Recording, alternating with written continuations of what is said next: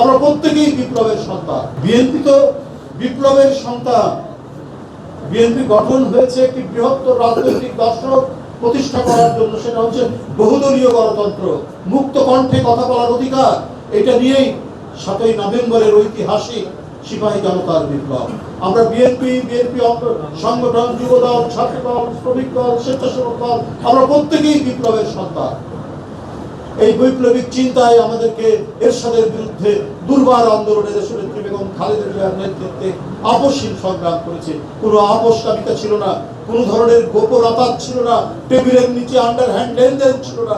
একেবারে দিবালোকের স্বচ্ছ আলোর মধ্যে দেশনেত্রীর নেতৃত্বে আমরা সেই সংগ্রাম করে আমরা বিজয়ী হয়েছি।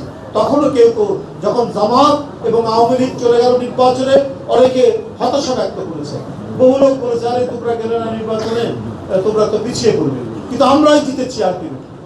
তো আমরাই আলটিমেটলি বিএনপি এবং তার অঙ্গ সংগঠন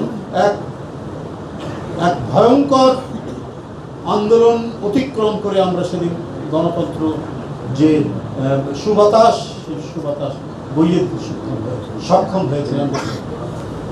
আবার ষড়যন্ত্র হয়েছে, আবার চক্রান্ত হয়েছে, নানাবিধ ঘটনা হয়েছে। 17 বছর ফ্যাসিবাদের জাতাকলের মধ্যে আমরা সেটা এই জাতাকলের মধ্যে থেকে শুধুমাত্র দেশনেত্রী বেগম খালেদা জিয়ার আপোষহীনতা এবং লন্ডন থেকে আমাদের দেশনায়ক তারেক রহমান তার যে অটুট মনোবলের যে নেতৃত্ব, সেই নেতৃত্ব কারণে আমরা তো বিজয়ী হয়েছি। আলটিমেটলি আমরা বিজয়ী হয়েছি। তো এই জন্য কোনো হতাশার কিছু নেই। আমরা যে কথা বলছিলাম যে দেখুন, চক্রান্ত ষড়যন্ত্র চারিদিক থেকে আসবে।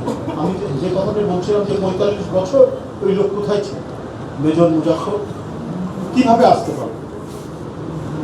নিশ্চয়ই যারা তাকে আশ্রয় দিচ্ছেন, এর আন্তর্জাতিক আশ্রয়দাতা আছে, দেশের ভিতরে আশ্রয়দাতা আছে। 17 বছর আওয়ামী লীগ ক্ষমতায় ছিল। কারা?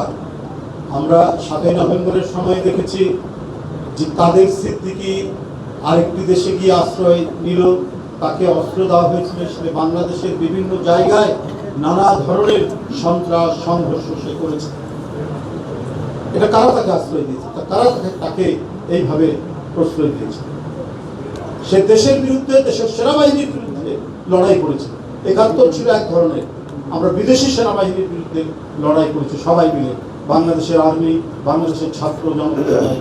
কিন্তু 75-এর পর কাদের সিদ্দিকীদেরকে কে আশ্রয় দিয়েছে, কে প্রশ্রয় দিয়েছে, কে অস্ত্র দিয়েছে, এগুলো আজকে আমাদেরকে মূল্যায়ন করতে হবে, জানতে হবে।